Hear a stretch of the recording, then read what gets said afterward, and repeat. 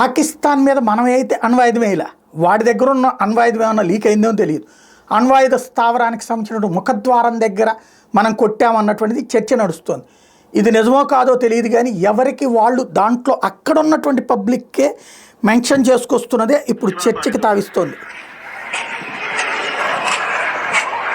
ఇది మనం చెప్పట్ల, అక్కడ ఉన్న వాళ్ళు మాట్లాడుకున్నారు.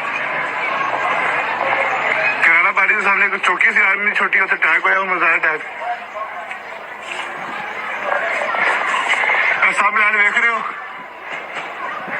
मजादी है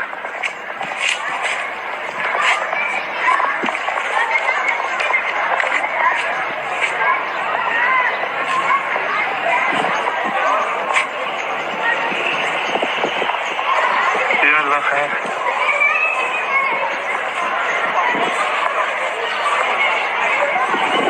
दो अटैक हो गए हैं, दो अटैक, दो मिसाइल फायर हुए अभी।